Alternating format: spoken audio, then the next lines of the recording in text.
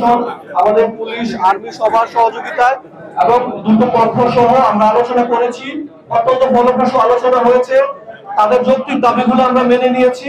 প্রশাসন থেকে আমরা তাদের যে ক্ষতিপূরণ এবং চিকিৎসার দেখভাল করব, সহযোগিতা করব। একই সাথে আমরা আরো কিছু গুরুত্বপূর্ণ সিদ্ধান্ত নিয়েছি, পরবর্তীতে জানিয়ে দিব।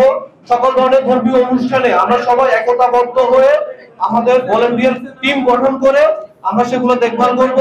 আমাদের সকল পক্ষ এখানে আমাদের সহযোগিতা করার আশ্বাস দিয়েছেন এবং সবাই এলাকায় গিয়ে শান্তিপূর্ণ পরিস্থিতি বজায় রাখার জন্য আমরা সবাই একতাবদ্ধ হয়ে কাজ করব।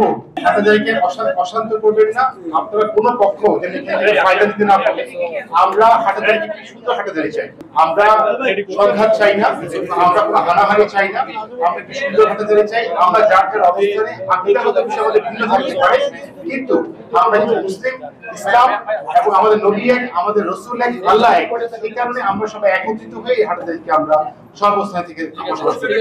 আমার নাম অ্যাডভোকেট সৈয়দ মুক্তার আহমেদ, আমি আহলে সুন্নাত জামাতের কেন্দ্রীয় অর্থ সচিব। এটা শিক্ষা প্রতিষ্ঠানের এভাবে সম্মান রক্ষার্থে ছাত্রদের এবার লেখাপড়ার শৃঙ্খলা বজায় রাখতে পারে সেই জন্য, এবং ইসলামী দৃষ্টিকোণ থেকে অনবরাকের গান, বাদ্য বাজানা ইত্যাদি মাদ্রাসার সামনে দিয়ে বাজাইতে পারবে না, নির্দিষ্ট স্থানে বাজাতে পারবে না। এটা তো এমনি সারা জায়গার মানে সারা পৃথিবীর মধ্যে না বাজানো, এটা তো ইসলামের একটা মূলনীতি। অবশ্যই এটা আমরা পালন করার চেষ্টা করি সবাই। এবং সাথে সাথে বিশেষ করে আজকে যেটা ফয়সালা হয়েছে, হাটাজারি মাদ্রাসার উত্তর থেকে দক্ষিণ দিকে কোনো জায়গার মধ্যে, এই জায়গাগুলোর মধ্যে কোনো গান, বাদ্য বাজানা ইত্যাদি কেউ বাজাইতে পারবে না। এটা শিক্ষা প্রতিষ্ঠানের মধ্যে। বসুন্ধরা টিস্যু, অশুদ্ধতার বিরুদ্ধে এক বিন্দুও ছাড় নয়।